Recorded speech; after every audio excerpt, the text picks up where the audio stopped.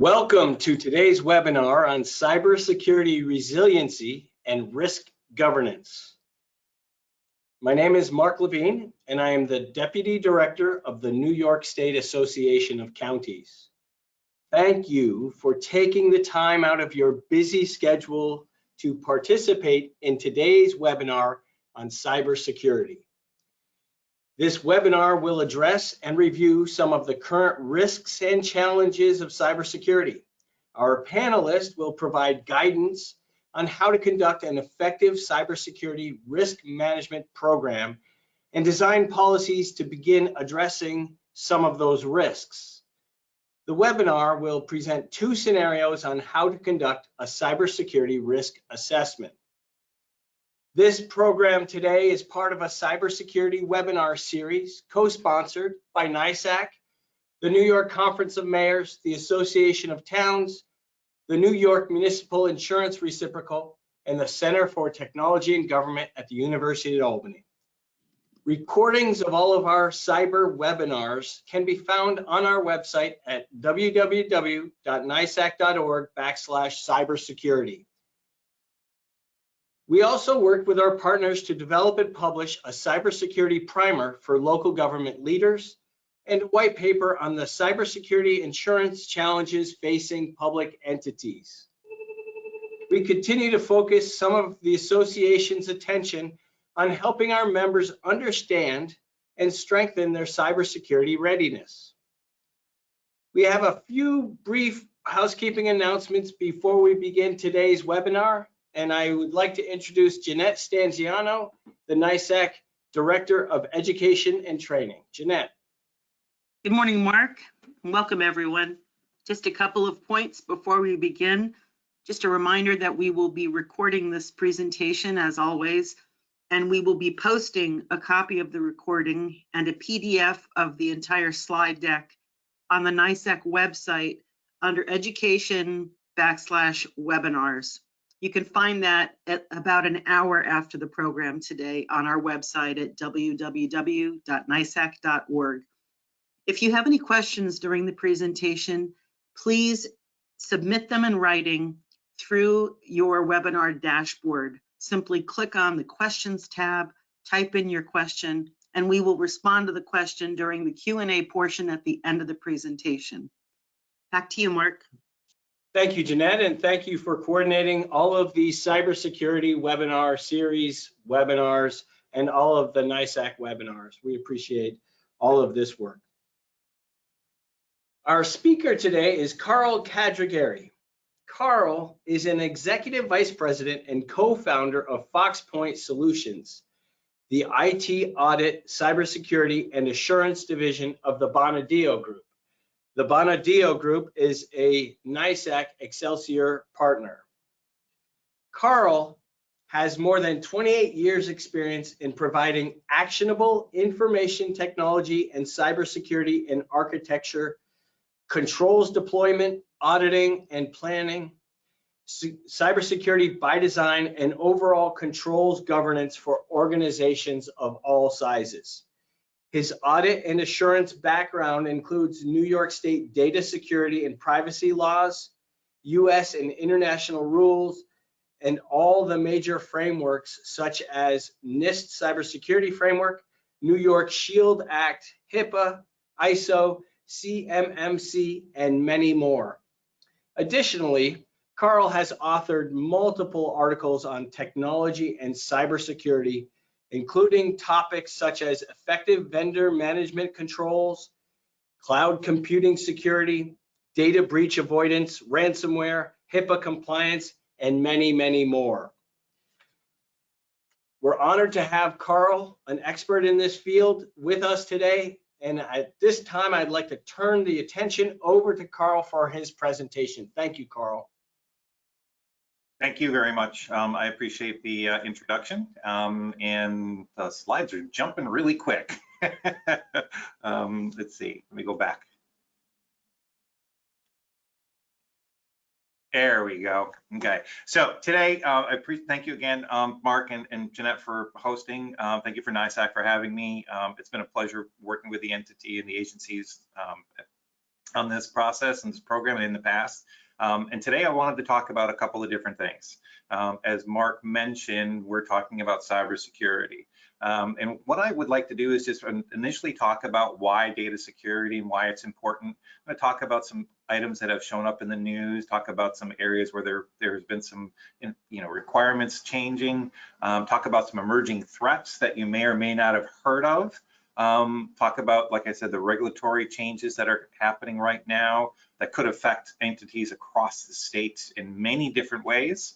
And I'm going to delve very much into the risk assessment controls area, the program, the process, and then go through a couple of scenarios.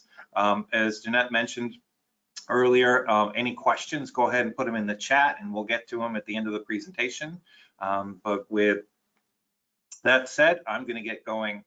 One of the things that's very prevalent in our industry is a number of definitions that are associated with 3 or 4 letter acronyms.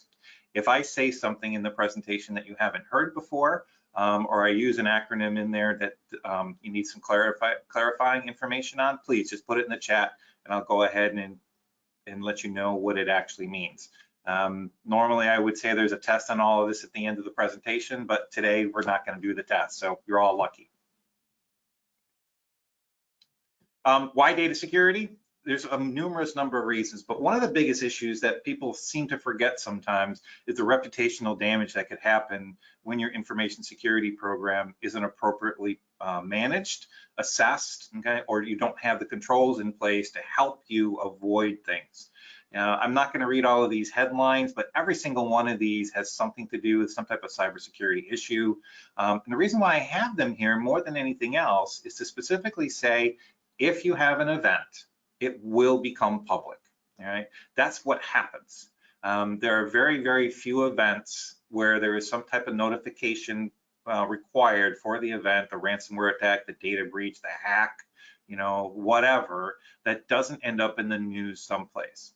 And while we all want to be in the news for, activities and the positive things we bring to our communities, we certainly don't want to be in the news for any reasons like this. I mean, the reputational challenges that you go through when you have, notices like this that end up in the news are very vast and can also impact you from a regulatory standpoint as well as a legal standpoint from the aspect of being sued or having other issues affect the organization in the future. The bottom headline is probably the one that was most specific that I want to discuss. There's one site out there called databreaches.net. And that is one of many sites that publishes news articles on things like that. Just in that one area, there's 4,300 news articles regarding issues on state breaches, state issues, state hacks, state ransomware attacks, those kind of things. So if somebody wanted to find out what was going on, that's definitely a site that they could go look at. That state map shows all of the governmental data breaches that have been announced. Okay? So by any type of municipality or government entity or organization that classifies itself as a some type of a state-run entity from that aspect. Again, all over the place. You can see that there really isn't a single state out there that really hasn't had something associated with it in the last year or two. All right, and obviously this is a very recent map. If you go back decades, okay, you could potentially have much more of the dots out there, but this is just within the last 12 months. So I think we're all pretty certain that the internet's not going away anytime soon. As much as sometimes it becomes a bane of our existence, it's also a boon from that same aspect. But the reality is, as the internet gets bigger and as the organizations utilize more services across the internet, it becomes an area where the attackers can utilize all of those services and all of those areas to increase the level of deception, have concerns that impact you directly, force ransomware or other type of attacks at your organization and the organizations that you represent, okay, on a very, very regular basis and a very sneaky basis, for lack of a better term. okay? If you even think about the number of people out there versus the unique mobile users out there, okay? So there's 4.9 billion internet users out there, and there's 7 billion unique mobile users out there. You know, that fact by itself, that ability to use a mobile device to access your information is a new attack surface and a burgeoning one for those threat actors to come after you. Okay? The organizations that are suffering the most right now are those small to medium-sized organizations, and really it comes down to the fact that they don't have the controls in place that some of the large organizations do. That's really the baseline of it. You know, limited budgets, limited personnel. I read a statistic this morning that there was over 400,000 open cybersecurity positions in the US right now. So limited knowledge base for organizations to use. Right? These are all challenges that every single organizations have to go through. And as of right now, all 50 states have data breach statutes. New York was one of the original ones. The New York State Shield Act actually went into place over 10 years ago. It was updated just last year. But now all 50 states have a rule that would affect the protection of residential information in the state. Ransomware is one of those items I think probably everybody's heard of. Okay? The reason why I brought it up in the slide here is because I'm seeing a lot of organizations being forced in some manner to reduce their cyber liability coverage, either due to premium changes or the cyber liability carrier, specifically saying you don't have the right controls in place, which is really a challenge for a lot of organizations because the cost of a data breach right now is in excess of $9 million. And if your liability policy isn't even close to that, then you have to bear the rest of that cost somehow. Ransomware is a huge issue. It is still probably the #1 issue from organizations. Most ransomware attacks happen based on a phishing attack where someone is being tricked via their email system, okay, via their email. And it's really becoming more and more of a problem for organizations. The big challenge has become, even though you have a ransomware attack and you have fantastic backups, you have really great internal controls, okay? The threat actors are still stealing your information when they access your systems. So it still could be a reportable issue for that because the rules specifically talk about unapproved access, okay, as a potential for, reporting a breach.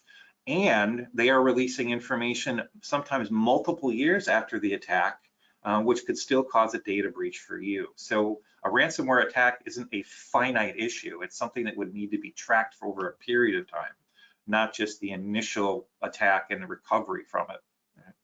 One of the other statistics that is out there regarding ransomware attacks is even if you do have to pay, and all the regulators out there, the FBI and everybody else says, don't pay. But if you do have to pay to get your information back, it is true that you'll get a decryption key that will allow you to access your information. But it's really running about 8 to 12% right now. The data that gets encrypted is so damaged by the encryption that was done by the ransomware software that you still may have to recover that from scratch. One of the other items out there that's happening a lot more often now is this cybercrime as a service. And why I'm bringing this up is pretty specific. Those threat actors that are out there who are those, really smart hackers that sit around with multiple monitors and multiple computers and everything else aren't your only threat anymore, aren't your only risk anymore. This product, and this is a product you can buy online, okay, can be run and used by any individual out there with a computer and an ability to download and type. Basically, these are software kits, just like Excel, just like Microsoft Office, just like Adobe, where you can actually use the kit to point it at an organization and try to attempt a ransomware breach. This means your internal people, your disgruntled employees, your disgruntled IT people who may be getting terminated, they have the ability to potentially affect your organization. So even when it comes to your internal controls or your internal processes, understanding those risks and making sure you're protected from those, okay, and you have the appropriate controls in place is something that's important. So if a disgruntled employee can do this to you, anybody probably can. There's a lot of interesting terminology out there when it comes to potential attack points. As I mentioned earlier, there's over 7 billion people in the world right now who have some type of mobile devices. And some of those, and the majority of those, are mobile phones. Okay? Smishing is a term you may or may not have heard of before, but this is the way that people are getting phished, those faulty text messages that come to your mobile phone. A smish is someone trying to attack your phone because they understand that a lot of individuals use their phones to do personal banking, to do work, to access their email, to access documentation. Okay? What ends up happening if someone falls for the smish, for that attack on that mobile device, when you click that link, okay, it actually downloads an application to the phone that the attacker can now connect to and then capture all the information that you're putting in your phone. Not only the local device, but it could capture your email password, your network password. If you use your mobile device for your VPN, okay, you use your mobile device for your second factor authentication and 2FA. They could clone that and then use that to break back into your account after you've logged out. Okay?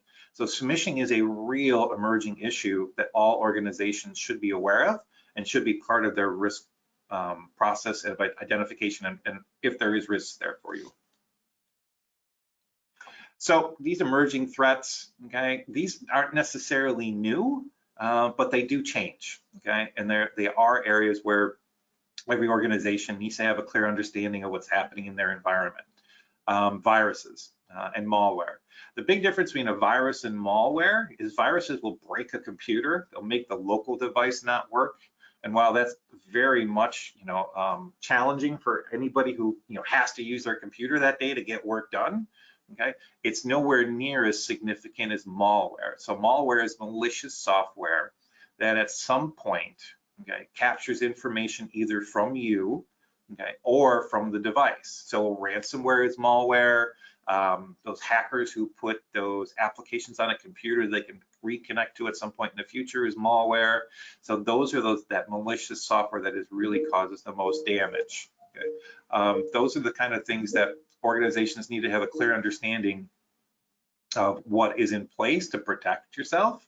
And frankly, if it came down to spending $100 on antivirus software and anti-malware software, I would always recommend getting the best anti-malware software you could possibly get. Spyware is a type of malware, but it's a really specific type of malware. The reason why it's in here is because it is still very prevalent, and it is a way that a lot of threat actors are capturing information from organizations.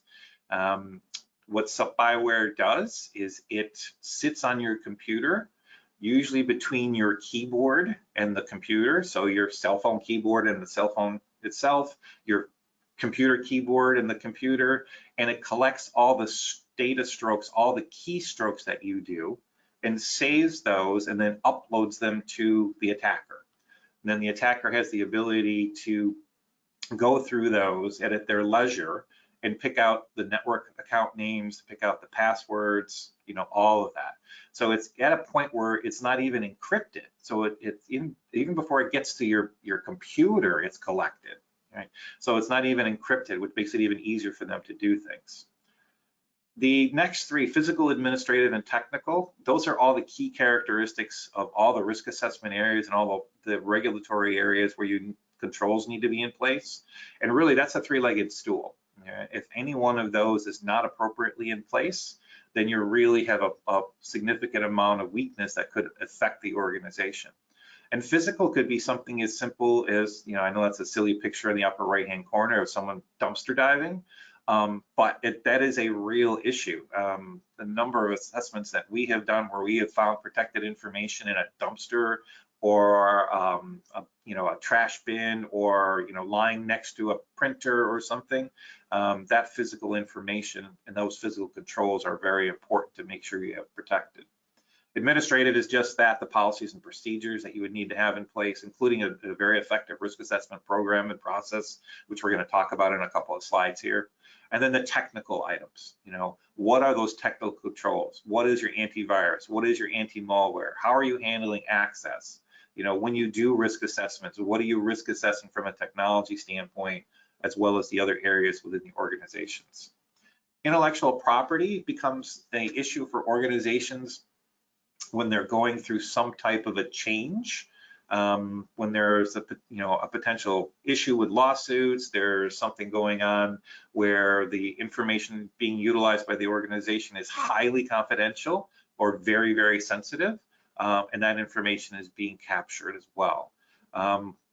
Intellectual property is being taken from individuals more than technologies. People get scammed into giving up information or data or money from that aspect, okay? We're in the middle of a merger and you get an email, a phishing email saying, hey, you have to send this money to so-and-so, to complete the next step of the merger.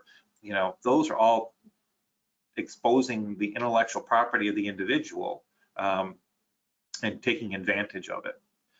The last one is vendors. When you think about your organization, your single largest risk and protection area is your people. Your second largest risk and protection area are your vendors, those third-party service providers. If they have a data issue that involves your information, your protected information, your sensitive information, that's just the same as having your own data issue. Okay. A lot of organizations are still struggling with making sure their vendors have the right controls in place or have the right communications in place. Many organizations are struggling with how to do the risk assessment for the vendors. That is required from some of the laws and regulations that are out there. So your vendor environment is as critical to have an understanding of and know what the controls are in place as much as your own internal environment. I mentioned those mobile devices before. I think COVID has taught us, if COVID has taught us anything, it's taught us that a lot of people have a lot of technology they can use to access our information. The responsibilities that we had with COVID and responding to work from home environments, remote environments, a lot of organizations to use their own employees or their own workforces technology versus having to find some for them to use. The concern now becomes, what do you do to protect that device? Right?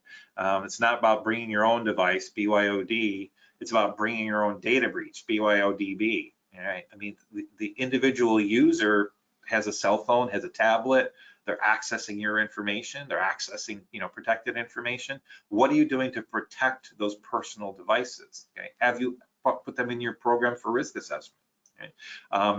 In almost every state in the U.S., in most countries at this point, your data belongs to you. How you choose to protect that data and who has access to it and when they have access to it on what device is your responsibility. It's you have the ability to set those controls. Okay? The fact that someone's using their local device to access your information, that's totally cool as long as you know they're doing it and you've put the right controls on their platforms.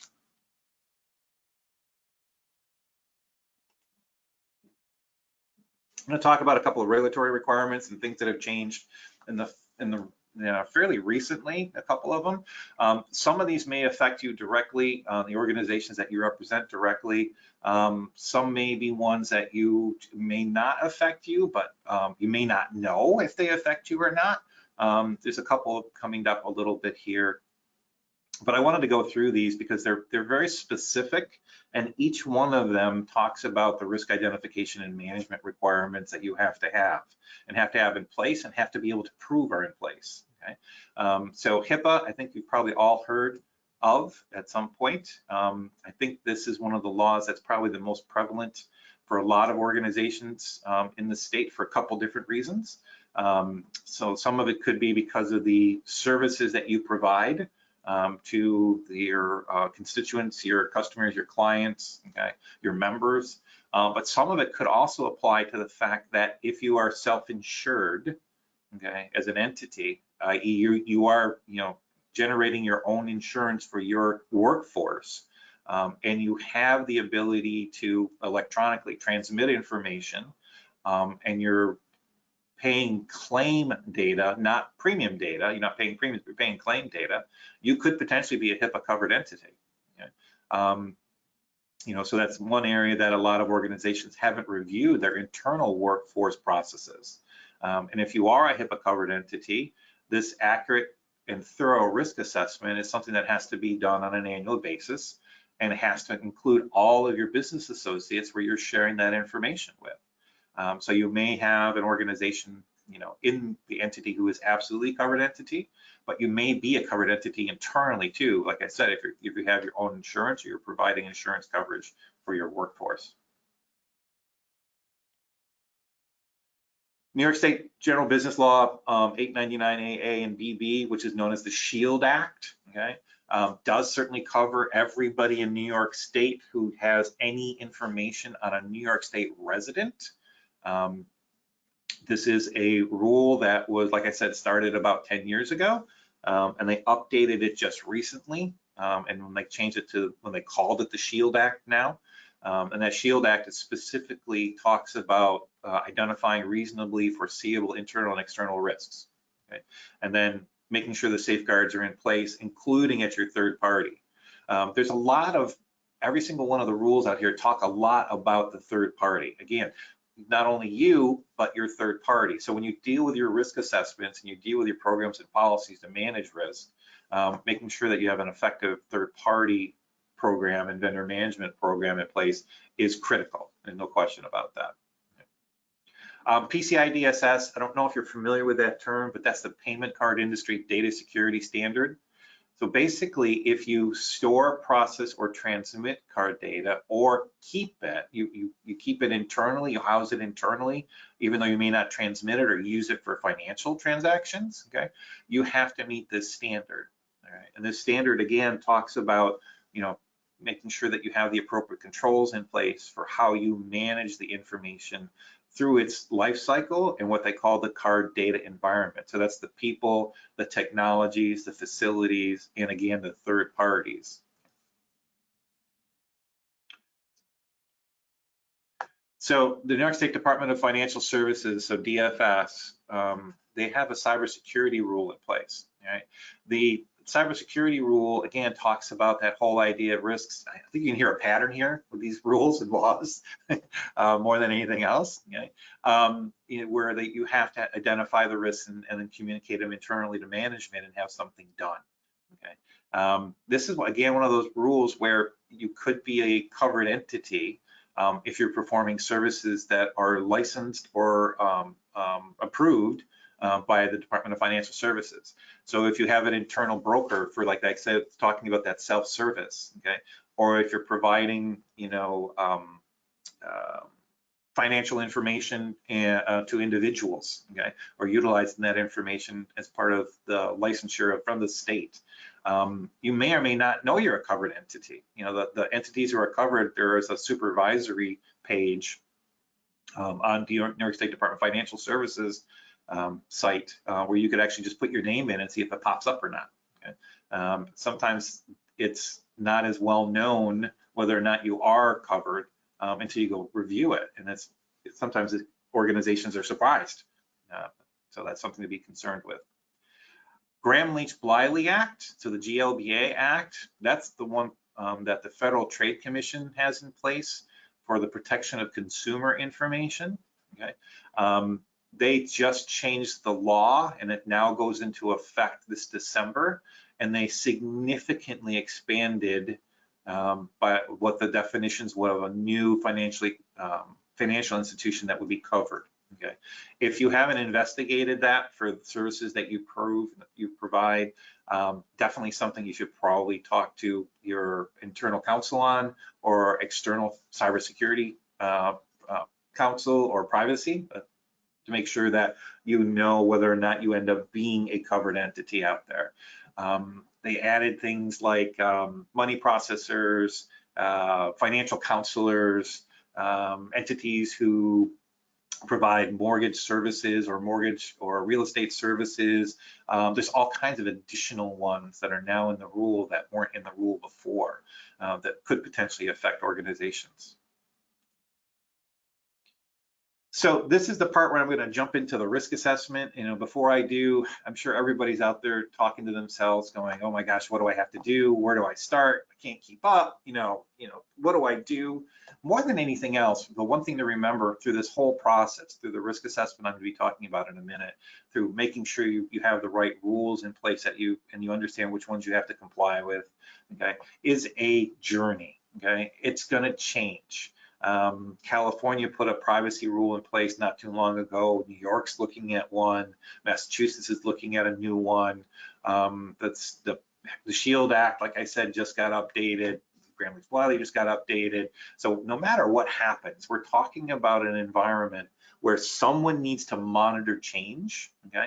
And someone really needs to make sure that the organizations have a clear understanding of what they need to do. A lot of times I get asked, who's that person? Okay? That person is someone who's in charge of the information security organization. Sometimes they're called a chief information security officer. Sometimes they're an information security officer. But this everything that we're talking about here, information security, compliance, information security laws and regs, really falls into that hat. That person has a role and a responsibility to work with the organization to understand it, what you need to do, and then communicate the changes. Where people run into challenges sometimes with that information security officer or that chief information security officer is, where do you find them, okay? And if you have one in your organization, is there any type of conflict of interest? Most of the regulators out there point to the fact that the information security officer should be outside the IT reporting role. So they should report to the board, they should report to the legislature, they should report to the internal audit team, audit committee. There is a lot of conversations out there where that information security officer really needs to be separate from the operations side. It is an audit, a monitor, and a reporting role. It's not an implementer's role. So when we talk about the risk assessment as your key control, and for all intents and purposes, this should be your policy, your process, what you need to do, okay? Risk assessments are critical for every organization, whether or not you have regulatory requirements for it or not. You can still be a target even if you're business to business only, okay, and don't have any consumer information. You still have your employees' information that is protected, okay? So this is one of those areas where the organization really needs to not only understand that the risk assessment has to be done, but how to do it. In the next several slides, I'm going to walk through the process of how to do it. And then I'm going to go through a couple of scenarios where you can see how the process affects the scenario. And then we can kind of have any type of conversations after that as Q&A as well. So risk assessment, and this is unusual for me. I don't normally walk through slides, but this one I think is really important, as several of the other ones are, that I walk through each one of these bullet points and give you very specific information on each one of them, okay? The purpose, why are you doing it, okay? Do you have an internal need? Do you have an external need? Do you have a regulatory need? Have you had a data breach, okay? The rules out there, when you have a data breach of some type, you have to do a risk assessment on that data breach to prove whether or not it has to be reported. HIPAA requires it, SHIELD requires it. So there are some requirements regarding the purpose of the assessment. The scope, what is included? You can do a risk assessment on a system, a building, an environment, an ecosystem, an organization, okay? What is the purpose of the assessment from inside of that scope, okay? So the scope is critical to make sure that everybody knows what they have to look at. And you can be, like I said, be very limited with the scope or be very, all-encompassing with the scope. Assumptions and constraints, that's exactly what we're just talking about, all those items that we had to talk about. Assumption and constraint. Okay? A constraint could be this is just about the breach. Okay?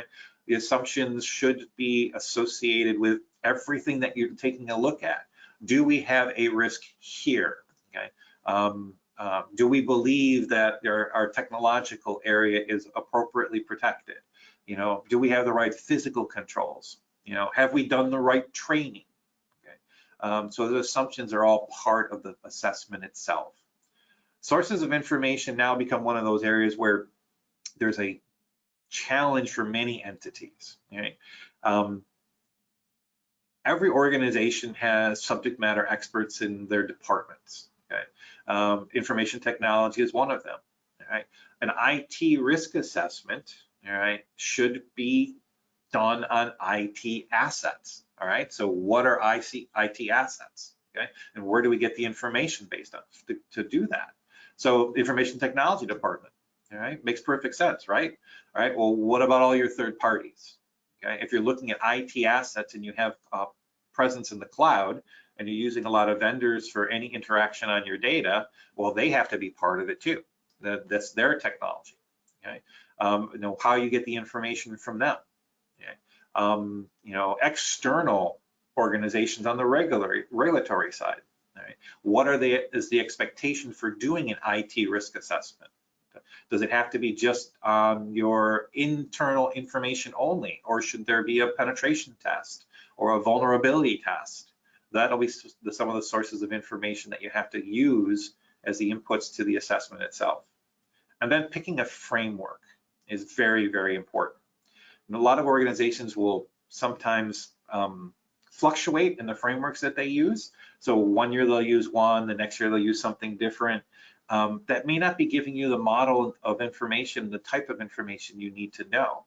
Because if you use multiple frameworks over periods of time, you may not be collecting the actual changes to your environment and the enhancements that have been put into place, or those that may have been needed that may have been missed because this framework doesn't focus on an X where this framework does. Okay, so the payment card industry data security standard I mentioned before says a risk assessment.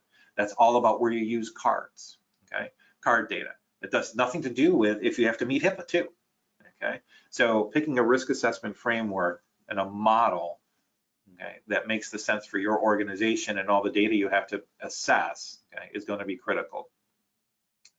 The analytic approach, okay, are you just going to do inquiry and observation? Are you just going to ask questions, okay? Or are you going to collect evidence and test items? Obviously, if you collect evidence and test, you're going to get a difference of outcome than you're just doing the observation part. So on the observation part, you could say, hey, we're in good shape. On the testing part, you could say, hey, we've got a great policy, but nobody's following it because we tested it and nobody is doing what's in the policy. So many times the whole idea of evidentiary assessment levels will give you a more applicable picture for the operational effectiveness of your controls, and then give you a risk model that makes more sense to what you're doing.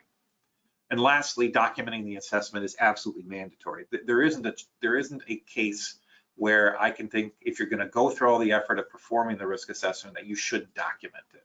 Okay, I can't think of anything where that shouldn't be the case. If you have situations where you are doing a risk assessment as part of a breach, though, or a data loss or a data incursion, you know, where people have potentially taken your information, you absolutely have to follow your guidance of your cyber liability policy and your counsel, your general counsel. Okay, if they're asking you to do things in a certain manner, it's because they're trying to protect the organization. Now, almost universally, they're going to ask you to document things too, but maybe it's a slightly different way to document it. Maybe it's marked with attorney-client confidential. There might be some other things, but whenever you document the assessment, again, the purpose of the assessment is something that needs to be understood, and if it's for a legal issue, you utilize the controls and the expectations of your attorney to make sure you're doing it as they expect. So the framework I talked about before, okay, talks about what the expectation is for policies and procedures, talks about what the expectation is for the processes to be in place, the methodologies that you use, okay, how you pick the risk factors. Right? There's a lot of different frameworks out there, but the one key thing about picking the framework, like I mentioned before, is that whole idea of doing it over a period of time. 3 years, 5 years, something like that. So you can measure change. Okay, you can. The first year you do it, it might be completely different than the last year you do it because you've been able to measure change. It makes it repeatable, and it helps you identify those determinations that need to be shared with management to make sure that the control enhancements and the changes could be reasonably put into place. Okay. So the couple of the items down below are the frameworks that I was talking about. So NIST is the National Institutes of Standards and Technology. That's a federal organization that puts these, what they call SPs, these special publications in place.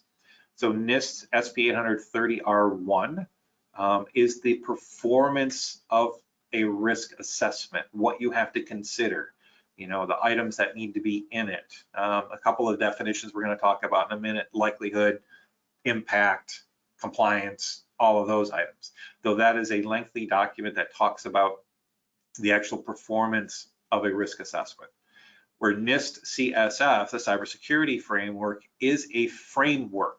Okay, it has all the controls in it from that whole cybersecurity framework aspect that you should be assessing, okay, and you should be measuring too, okay, if that's the framework you pick.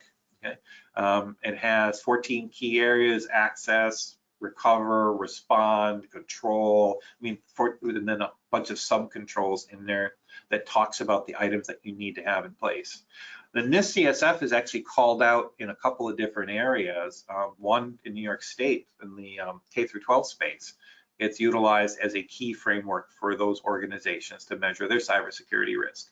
But the Office of Civil Rights and Health and Human Services just came out with a guidance on performing a risk assessments for HIPAA, and one of the ones they say in there is NIST CSF. So there are entities out there who are expecting you to use it or recommend that you use it. But again, your organization, utilizing your organization's scope is probably the best way to decide whether or not that's a good one, or COSO is one. So that's the old Sarbanes-Oxley one, I think you may have heard of. So that talks about the controls for information technology from a framework standpoint, from a risk framework standpoint. COBIT is a large framework that was put together by the Information Security Audit and Control Association, ISACA. That is a big framework, again, that talks about multiple controls and multiple levels within an organization. And then there's those that are regulatory specific. Okay, so you know, the ones that Department of Financial Service talks about, or the ones that the regulators, the state and federal regulators talk about. Those could be frameworks you could utilize as well. So the control sets we was talking about a minute ago in those frameworks talk about exactly what those controls should look like. And by controls, we're talking about those items within the organization that you can measure that allow appropriate access, appropriate destruction, appropriate change, appropriate manipulation, appropriate communication. So your privacy policy, your security policy, your change management policy, your patch management policy. These are those control sets that are in those categorizations and in those frameworks. They all have some type, okay? The organizational side, the personal side, you know, the physical side, that's all part of that. Then, are they designed and implemented so that they work for you, okay? And they protect you from the threats and risks that are out there. Okay? When you do the risk assessment, you always look at design and you always look at implementation. Okay? Do I have a policy that says what I'm supposed to do? Is it designed effectively? Okay? Has it been put in place? Has it been implemented?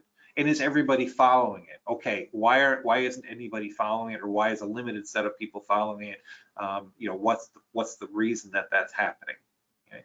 And those, you associate that with the potential for threats and risk to the organization, okay? And then you measure that according to that SP 830R1 that I was talking about before.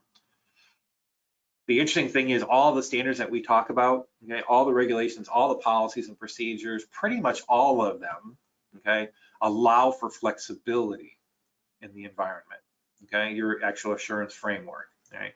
There's very, very few of them, PCI being one of them, where there's a limitation in the flexibility.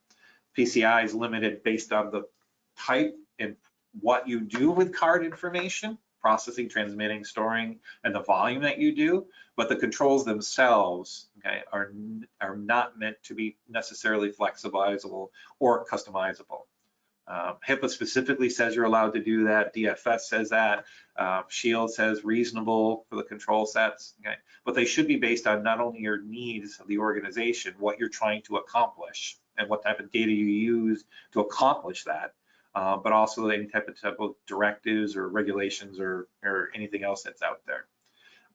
The two on the bottom, NIST 853-R5, that's the big framework that is utilized by the federal government for federal government and federal information. You may have heard of SB 800-171, which is the classification and control of unclassified information. That's another framework that's out there that a lot of organizations are using, as well as CSF. And again, PCI DSS is another framework that you can point to with your organization. So the steps that you have to go through, this is pretty straightforward, okay? What are your threat sources? All right, so what is a threat source, okay? Who can cause potential damage? Okay, what can cause potential damage? Where can it come from? Okay, my users, my vendors, my technology failing, my backup not working. Okay, you know, where are those items that can affect you? Are you a target for the data that you have? Are you a target from a threat actor? Is there something out there where the organization needs to be sensitive to those entities that they interact with that could be threat actors? And then the threat events, and a virus, malware, ransomware, physical attack, okay, at your organization and your third parties. And then vulnerabilities and conditions. You can't fix everything, okay? There is a level of reasonableness that's associated with it. Where are you setting that approval? Where are you setting that, you know, acceptance for those conditions? Okay, and anything that's under those conditions are the ones that you work to mitigate and put controls in place to enhance. The likelihood items, okay, how likely is it to happen? That's pretty straightforward, okay? Are you going to get a potential for a virus almost every single day? Yes, you will. Okay. Are you going to be attacked with ransomware every single day? Probably not. Are you going to be attacked with ransomware at least once a month? Probably. Okay. Now, whether or not it's successful will depend on the controls you have in place. Okay. If you never patch your computers, you have a higher risk of ransomware being effective because the patches in place to prevent it may not have been put in place. Okay. And then the market. Okay.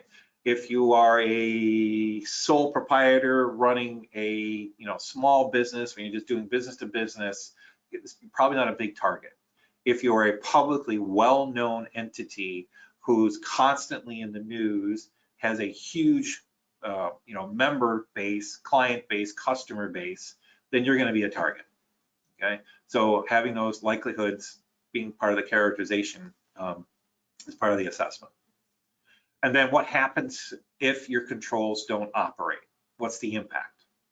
Okay, how often could it happen? What's the level of harm? What do we have to do? If we lose all of our employees' social security numbers, what do we have to do? How much is the impact to us? What do I do on that? What do we do? What's the potential for those sources? What's the potential for damage to the organization?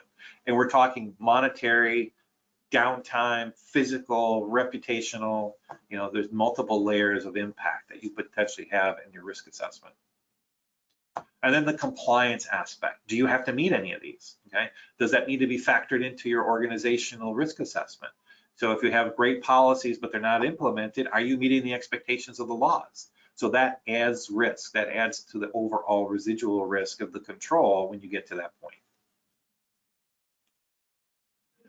So these charts are ones that are fairly well utilized out in the industry across every single organization.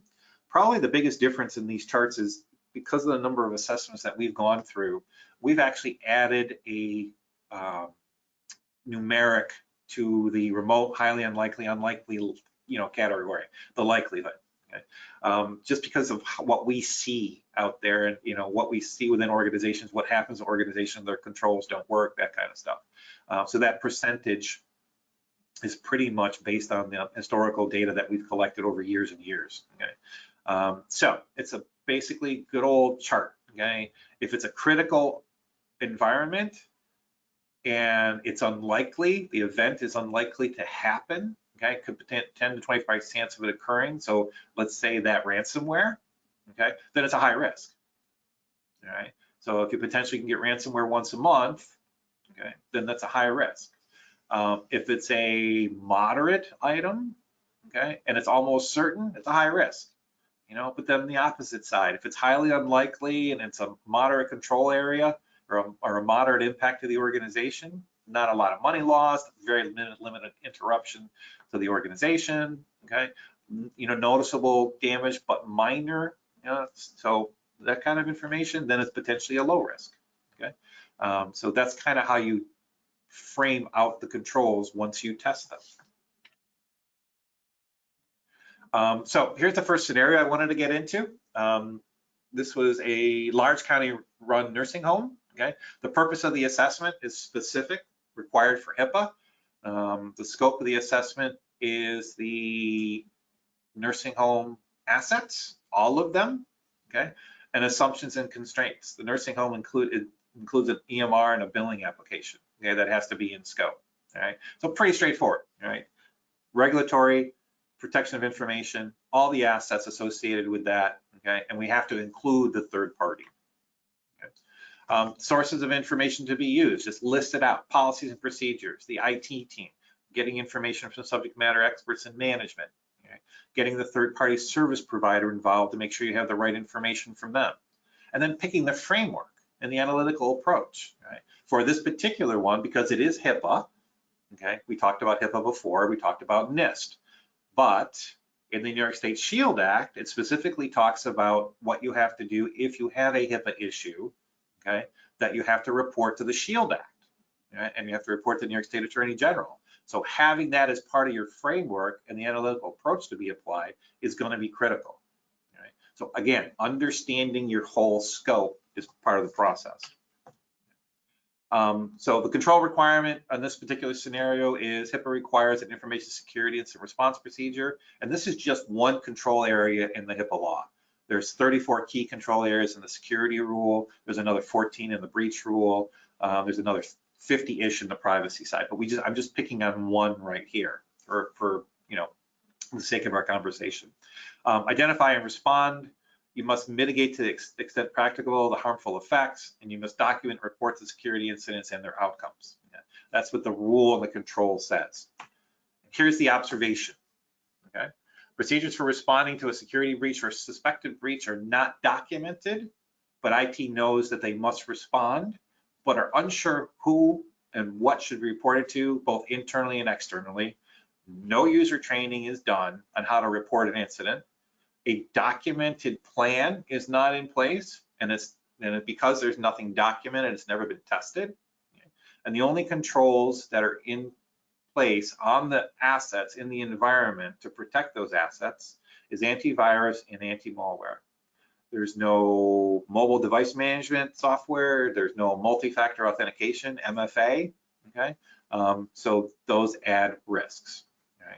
So obviously, this is a control that's fairly specific as to what has to be in place, very specific as to what has to be tested, and is because it's part of a regulatory concern. Okay, how reasonable that an event may go, unknown or unreported, okay, or underreported. IT took care of it. Okay, is that appropriate for a security event? Okay, what are the probable outcomes? Well, if you're not meeting the rule, you potentially have a data breach. Okay, you potentially may have to launch your cyber liability, depending on if there's a data breach. Is it a ransomware attack? Is it a loss of data? It's going to be costs and items involved that you have to deal with. Okay, and from a compliance standpoint, does it meet the expectations of a documented control that has been tested and put into place? My answer is nope. This is a high to severe risk. Okay, when you take all of that into consideration.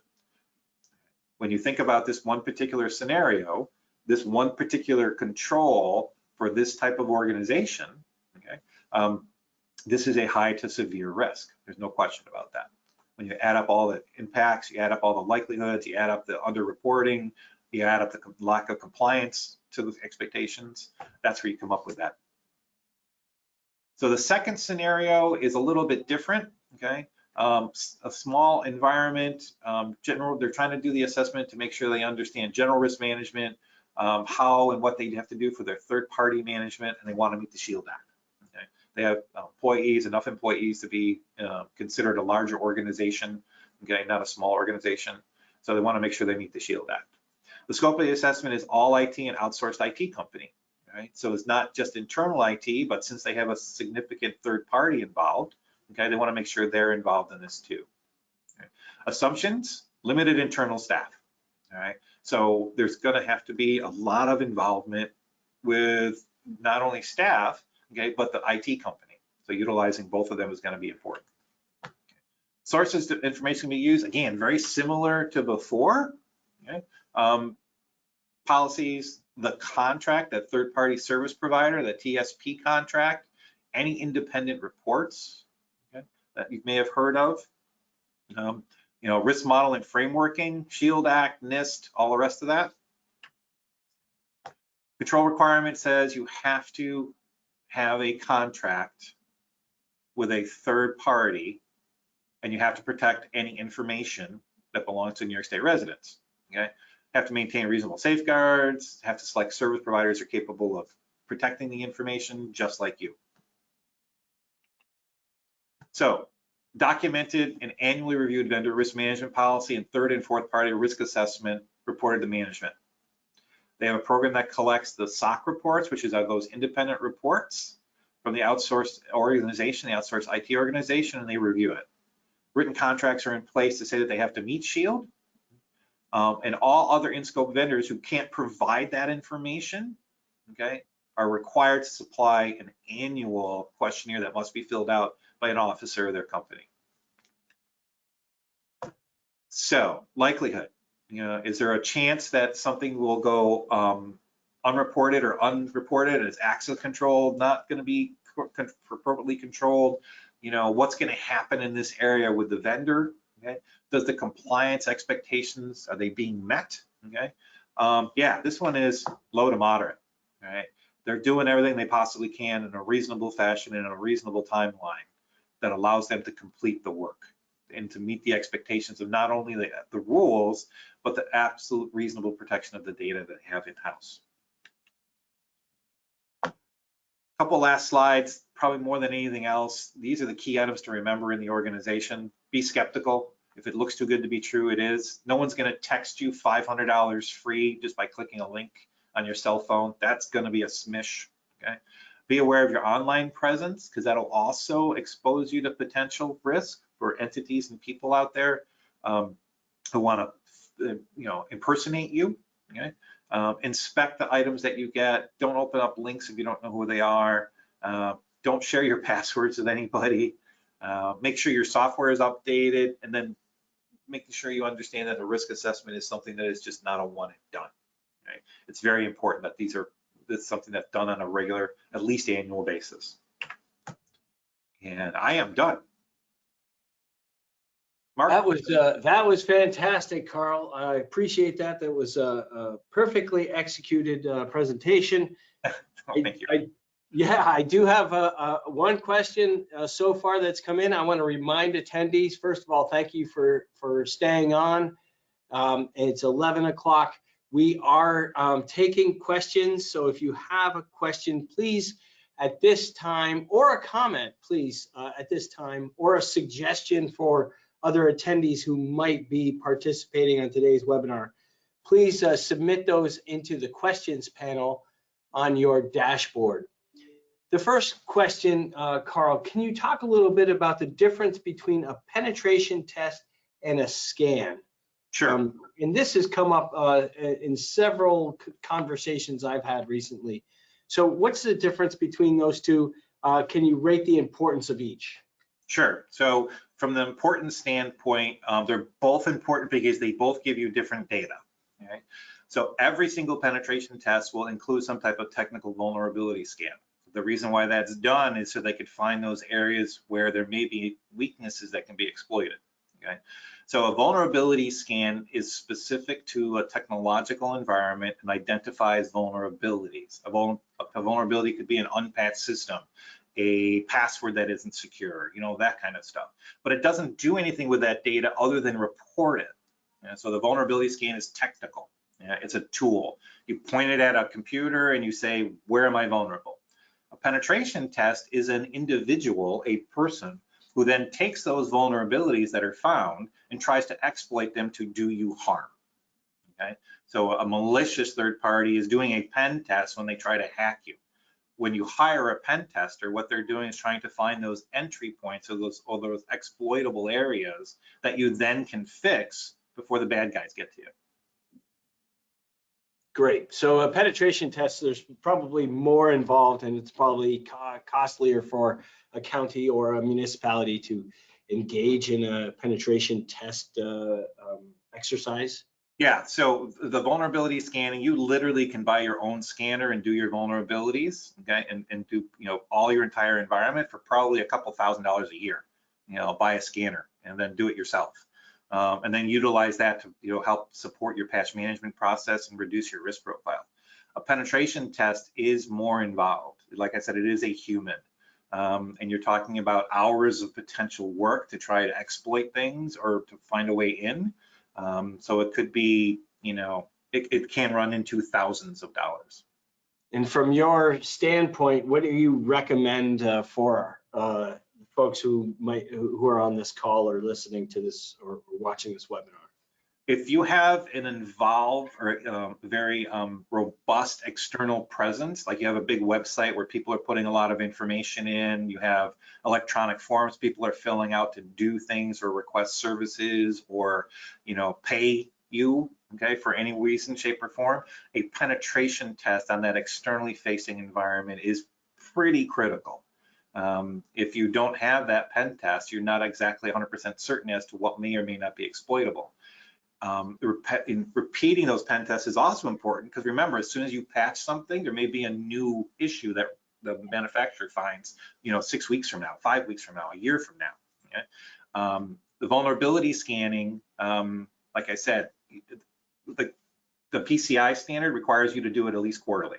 Okay, but doing it more often than that helps affect your program. But pen test, that's an important one externally.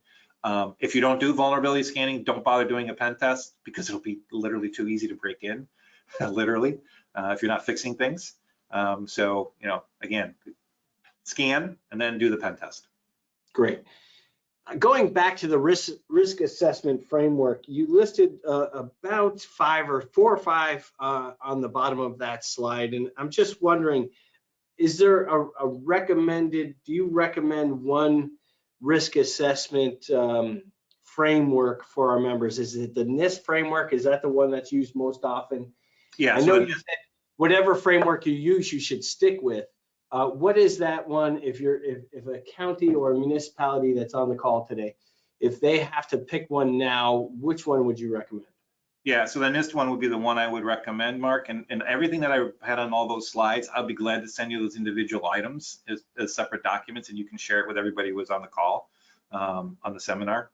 So I'd be more than glad to do that for you as well. But the NIST frameworks is probably the one that is most recognized at this point. Great, and for folks who are participating in this webinar, the NIST framework is the one that we use for the cybersecurity primer for local government leaders. So that's available on our website, and it's available online too. So you can Google the NIST framework and that will pop up. But we have a pretty good table on that primer, so you can go and access that anytime on the NISAC website. So I am interested if you could provide the grid for the risk assessment. So I was writing down questions as you were speaking, and how do you measure risk assessment is one of the things. And then your next slide was that chart that you put together. So the unlikely, likely, those items, if you could provide that would be very helpful. Absolutely, be glad to. At this time, I have no other questions or comments in our chats or questions here. So I want to take this time to thank you, Carl. Thanks, FoxPointe Solutions. Thanks to the Bonadeo Group for lending your time and expertise today to help educate our members about cybersecurity. This is an important webinar. You hit all the right buttons today, Carl, and I thank you very much. Do you have anything to add before we close out today's webinar? Well, absolutely, Mark, Jeanette, thank you so much for facilitating this, and thank you so much for inviting us to come in and present. This is a very, very complex topic that changes all the time. I am absolutely always open to answering questions from anybody at any point. Okay, that is part of my role and responsibility. I am truly a believer, if I can raise the ocean, all the boats come with it. So if members have questions in the future, whatever, please don't hesitate to send them to you, or you have my contact information there, send them to me. I'm more than glad to answer any questions at any time.